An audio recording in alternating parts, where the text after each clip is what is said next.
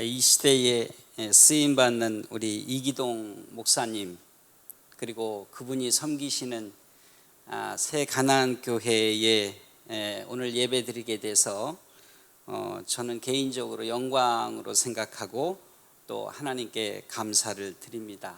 이 모든 영광을 우리 주님께 돌려드리겠습니다.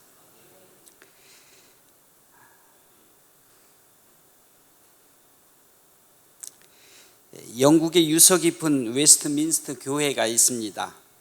교회를 담임하셨던 목사님 중에는 캠벨 몰간이라는 분이 계십니다. 이분은 19세기 영국에서 가장 유명한 목사님 중에 한 분이십니다. 친구였던 찰스 스펄전 목사님이나 말틴 로이드 존스 목사님을 제가 여러분들에게 지금 소개하면 아마 그 시대의 영국의 교회 상황을 짐작하시리라고 생각합니다. 당시에는 영국 교회는 세계 교회의 영적 종주 국이었습니다. 그래서 그분이 교회에서 목회를 하실 때에는 영향력이 대단하셨습니다. 그런데 그분은 성경 전체를 1189장 가운데에 50개의 주요 장을 추려서 매 주일 설교를 하셨습니다.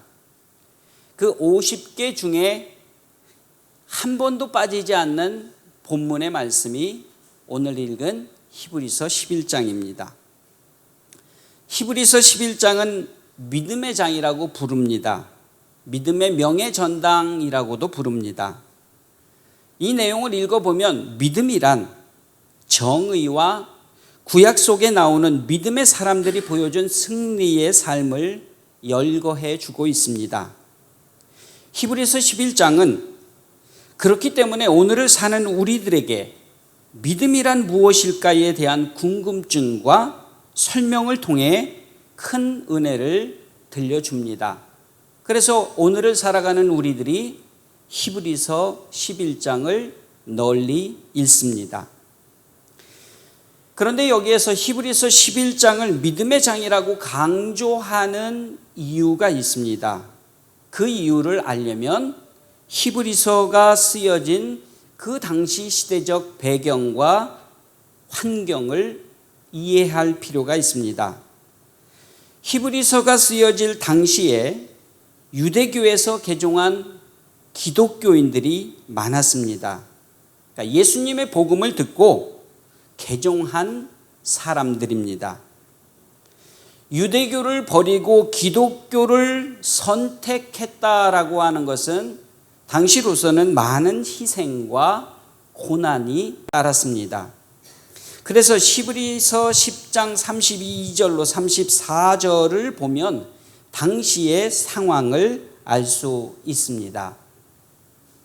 여러분은 빛을 받은 뒤에 고난의 싸움을 많이 견뎌낸 그 처음 시절을 되새기십시오. 여러분은 때로는 모욕과 환난을 당하여 구경거리가 되기도 하고 그런 처지에 놓인 사람들의 동반자가 되기도 하였습니다. 여러분은 실상 감옥에 갇힌 사람들과 고통을 함께 나누었고 또한 자기 소유를 빼앗기는 일이 있어도 그보다 더 좋은, 더 영구한 재산이 있다는 것을 알고 그런 일을 기쁘게 당하였습니다. 개종한 당사자만의 문제는 아니었습니다. 가정과 집안이 유대 문화권으로부터 퇴출당하기도 했습니다. 감옥에 갇히기도 했습니다. 재산을 몰수당하기도 했습니다. 유대인이 기독교인이 되었다라고 하는 것은 오늘날로 말하면 일상생활을 정상적으로 할 수 없던 일이었습니다. 여기에 로마 정부로부터 기독교인들과 교회를 핍박한다는 소문은 그의 가족, 친구, 동료들로부터 기독교를 버리고 다시 유대교로 돌아오도록 회유, 권유받기에도 충분했습니다. 결과 많은 사람들이 마음이 흔들렸습니다. 히브리서 저자는 그런 사람들에게 예수님과 그분이 하신 일에 대한 믿음을 지키고 흔들리지 말 것을 당부하면서 쓴 내용이 히브리서입니다. 그러면서 가장 강조한 내용이 11장입니다. 우리는 이 대목에서 저자의 심정이 어땠을까를 생각해 봐야 합니다. 당시 사람들은 천사와 모세 대제사장을 숭배했습니다. 그런 그들에게 예수님은 그들과 비교될 수 없을 만큼 우월하신 분임을 강조하는 것이 1장으로부터 10장입니다. 여러분, 떠나려고 하는 사람들을 잡는 것은 굉장히 어려운 것입니다. 이제 생명의 위험을 받는 상황에서 자기의 모든 기득권이나 가족이나 이웃이나 형제 자매들로부터 버림을 받는다라고 하는 것은 상당히 마음 아픈 일입니다. 당시 기독교인들은 그것을 감당했어야 합니다.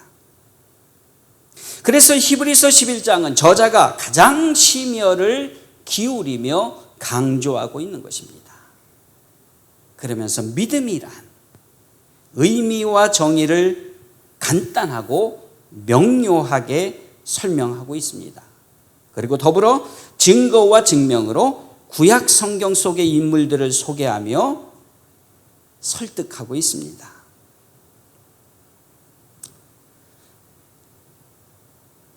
여러분들은 믿음이란 무엇이라고 생각하십니까?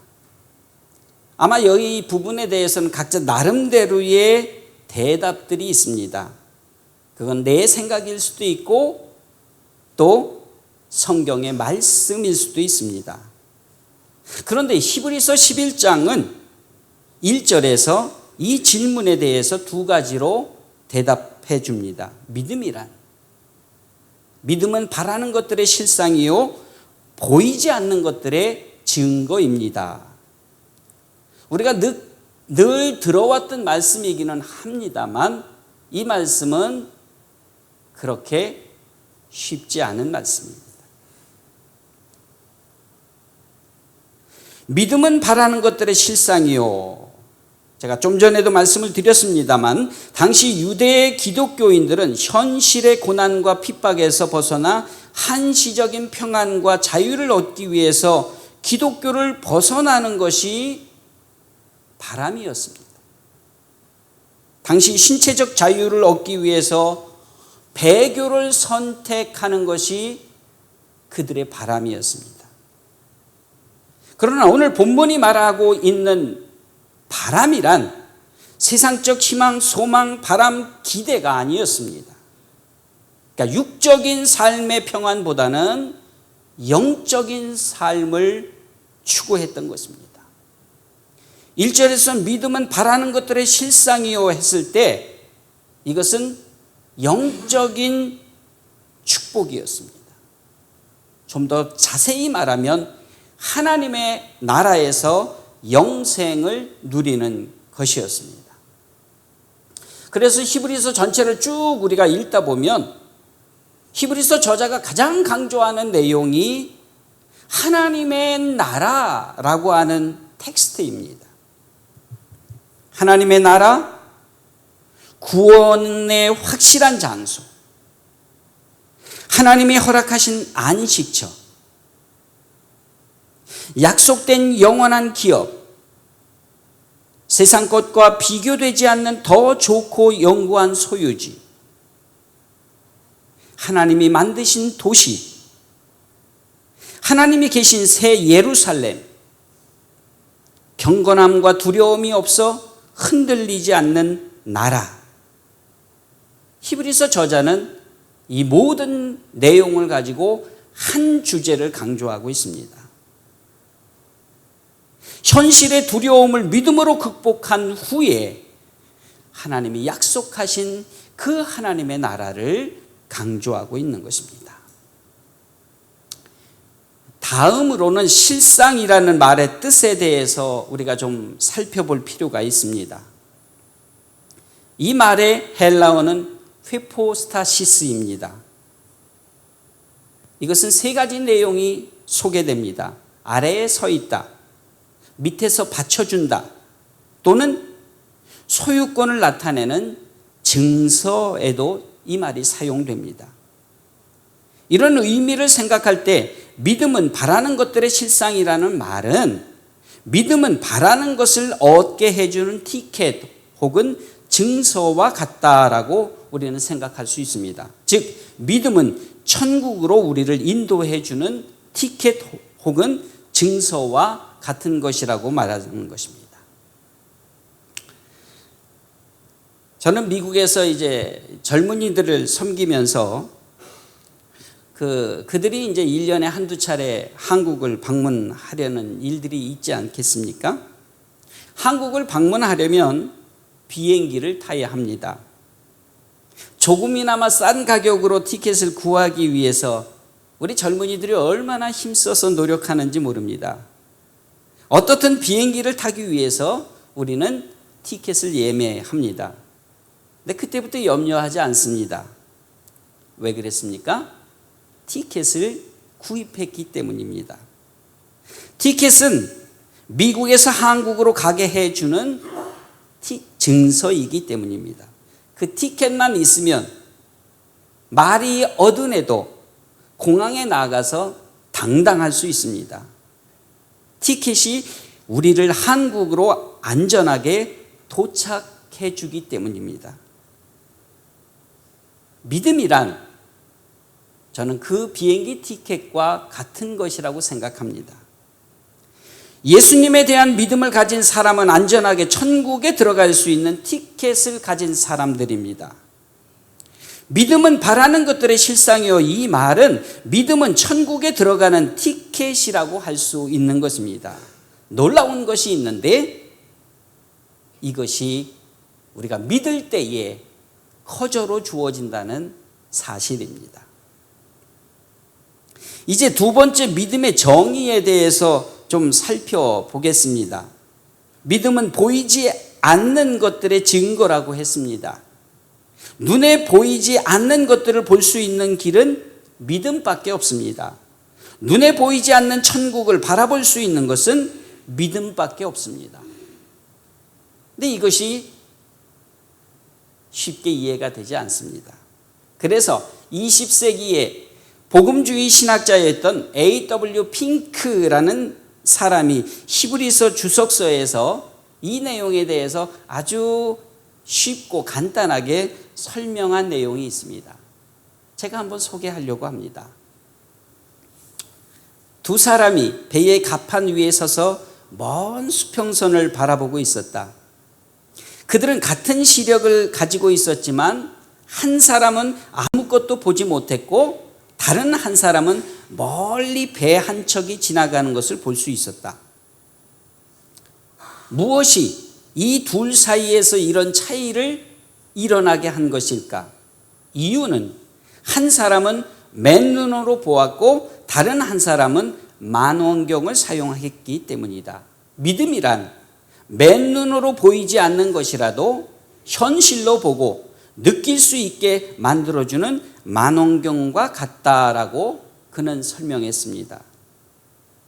우리는 여기에서 바라는 것들, 이것은 시간축의 초월성을 말합니다. 반면에 보이지 않는 것들은 공간축의 초월성을 말합니다. 사람들은 어떻습니까? 흔히 보이지 않는 것은 없는 것으로 간주합니다. 역사 너머의 영혼을 공상으로 치부합니다. 그리고 믿으려 하지 않습니다. 그렇다고 존재하지 않는 것은 아닙니다. 우리 눈에 보이지 않아도 보이는 것은 허다합니다. 그런 의심의 벽을 넘어설 수 있게 만들어주는 것이 그것이 믿음입니다. 눈에 보이지는 않지만 부활의 지평 위에서 펼쳐질 수 있는 모든 가능성을 인정하는 것, 그것이 믿음입니다. 감사한 것은 믿을 때에 우리는 이것을 밝히 볼 수 있다는 것입니다. 제가 오늘 믿음이란 의미와 정의를 아주 간단하게 지금 설명하고 있습니다. 독자들로 하여금 확실한 증거와 증명은 그들이 이해하고 알 수 있고 구약 성경 속의 인물들을 소개함으로써 더 구체적으로 강조하고 있습니다. 여기에서 이제 우리는 2절을 좀 볼 필요가 있습니다. 2절에는 옛 사람들도 믿음이 있었기에 주님의 인정을 받았다고 했습니다. 11장에는 구약 성경 속에 나오는 많은 인물들이 등장합니다. 그들은 믿음으로 하나님께 인정을 받은 사람들입니다. 소개된 사람은 15명입니다. 아벨, 에녹, 노아, 아브라함, 이삭, 야곱, 요셉, 모세, 기생, 라합, 기드온, 바락, 삼손, 입다, 다윗, 사무엘, 그리고 수많은 선지자들입니다. 네, 이들의 공통점은 이들은 모두 인간적인 약점이나 결점을 가진 사람들이었습니다. 그런데 그것보다 하나님에 대한 믿음의 순종의 삶이 이들은 더 컸습니다. 그로부터 하나님은 그들의 결점과 그들의 약점을 덮으시고 하나님의 사랑으로 그들을 믿음의 사람들로 세우셨습니다. 그러나 11장 39절로 40절의 말씀을 보면 이 모든 사람들은 믿음으로 말미암아 좋은 증언을 받았지만 약속된 것을 받지는 못하였습니다. 하나님께서 우리를 위하여 더 좋은 계획을 미리 세워두셨기 때문에 그들은 우리가 없이는 완성에 이르지 못할 것입니다. 이게 이제 11장 마지막 구절인데요. 이 내용 또한 쉽지 않습니다. 그래서 한번 제가 쉽게 설명을 좀 드려볼까 합니다. 그들은 증거는 받았지만 자신들이 약속받은 것을 직접 보지는 못했다라는 내용이 소개됩니다. 이 내용은 이렇습니다. 메시아가 오실 것을 그들은 믿었습니다. 그렇지만 하나님이 그들에게 약속하신 예수 그리스도를 만나지는 못했습니다. 그렇지만 그들은 당대에 이루어지지 않더라도 믿음으로 그 사실을 끝까지 가지고 간 것입니다. 그런데 독자들, 이 독자들이라고 하는 것은 히브리서가 쓰여진 당시에 이 글을 읽었던 사람들입니다. 그들이 그토록 바랬던 그리스도가 약속대로 이 땅에 오신 것을 알았습니다. 왜? 이것은 예수님의 이 땅의 초림 그리고 부활 이후에 쓰여진 말씀이었기 때문에 그렇습니다. 그러니 우리는 그들보다 더 큰 믿음을 가질 수 있는 조건을 가진 것입니다. 여기서 우리는 이라고 하는 것은 히브리서를 지금 1세기 때에 읽었던 독자들입니다.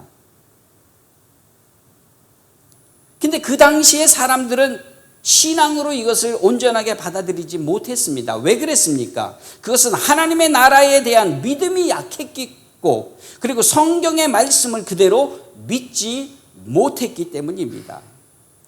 그래서 우리는 그런 점에서 히브리서 11장에 나오는 믿음의 선진들이 보여준 신앙을 본받아야 했습니다. 이거는 이제 1세기 때의 사람들을 말하는 것이고요. 그러면 오늘을 살아가는 우리들을 한번 이 말씀에 한번 조명해 보겠습니다. 우리는 어떻습니까? 이 사실을 다 압니다. 왜? 하나님이 말씀하시고 있기 때문에. 그런데 지금 우리에게 주어진 것은 뭡니까? 그리스도의 재림입니다. 그러나 우리 중에는 대부분 그리스도의 재림을 보지 못할 수도 있습니다. 히브리서 11장에 나오는 믿음의 선진들이 그리스도의 탄생을 고대했지만 그것을 보지 못한 것과 같습니다.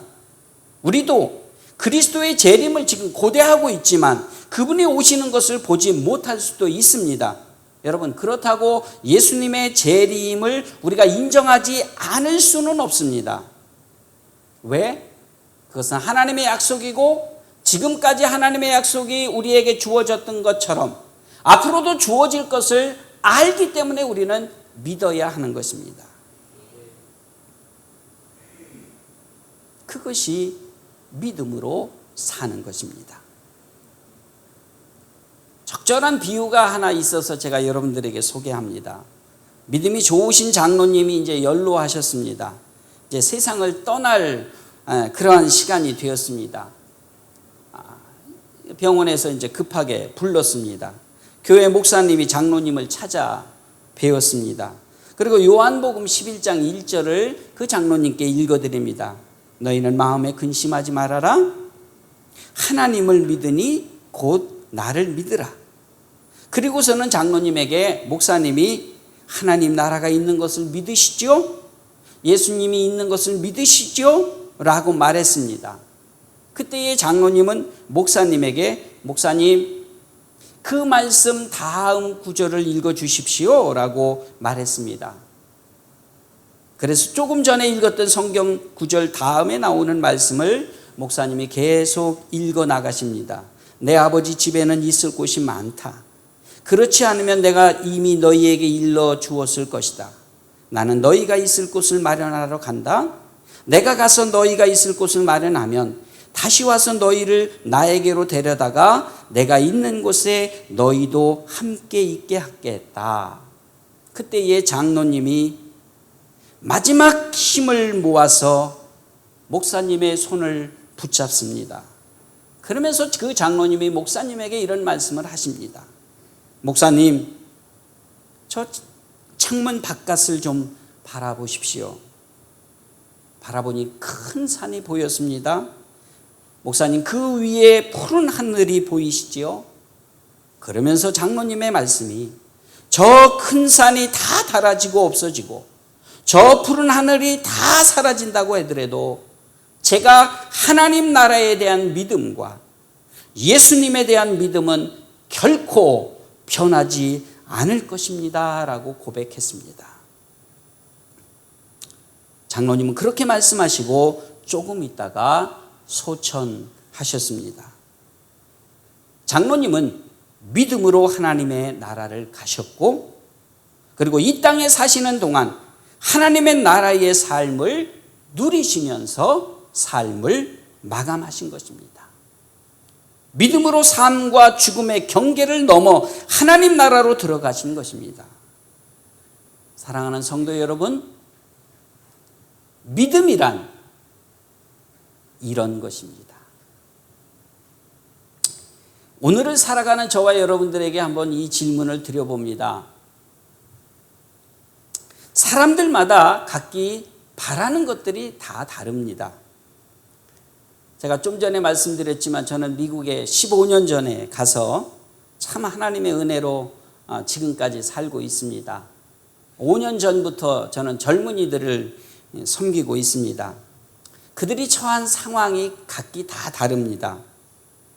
진학과 취업을 앞둔 자신들, 그리고 한국에서 그들을 보낸 우리들의 부모님들 다 한결같습니다. 좋은 대학에 진학을 했으니까 그 대학을 잘 마치고 직장에 취업하기를 바라는 것입니다. 결혼 정년기에 미혼 남녀들은 좋은 짝을 만나서 가정을 이루기를 바랍니다. 이제 출산을 바라는 예비 엄마 아빠들은 아기가 생겨서 건강한 자녀들이 출산되기를 바랍니다. 이제 막 성장하는 아이를 가진 엄마 아빠들은 자신의 아이가 건강하고 지혜롭게 자라기를 바랍니다. 나이 들어가는 저와 같은 사람들은 건강하고 행복한 노년을 보내기를 바랍니다. 여러분 각기 다 다르지만 현재 처한 상황에서 희망과 소망, 바람, 기대를 가지고 살아갑니다. 여러분 이 모든 것은 귀한 것입니다. 그것을 위해서 우리 젊은이들은 열심히 유학 가서 공부를 합니다. 노력합니다. 그리고 누구보다도 열심히 기도합니다. 이런 모든 것은 세상이 우리에게 가져다 주는 것입니다. 세상이 우리에게 가져다 주는 것은 있을 때에는 우리는 기뻐합니다. 그러나 사라지거나 없으면 우리는 슬퍼합니다. 왜 그렇습니까? 삶이 우리에게 가져다 주는 요소들이기 때문에 그렇습니다. 그렇지만 우리 믿는 그리스도인들이 조금은 더 구체적으로 그리고 궁극적으로 한번 바람을 제가 말씀을 드려보겠습니다. 이 모든 것이 필요 없다라는 것이 아닙니다. 필요합니다. 그러나 여기에 믿음이 있으면 이 모든 것을 이길 수 있습니다.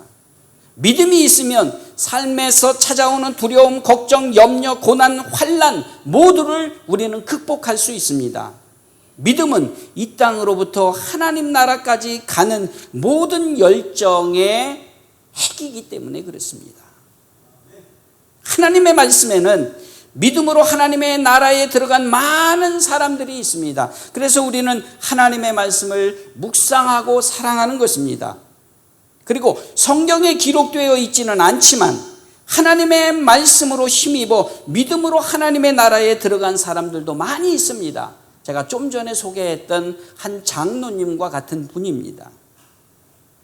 오늘 우리들도 하나님의 말씀으로 힘입어서 이 세상에서 하나님의 나라의 삶을 살아가며 장차 임하게 될 하나님의 나라의 가족들이 되어야 하겠습니다.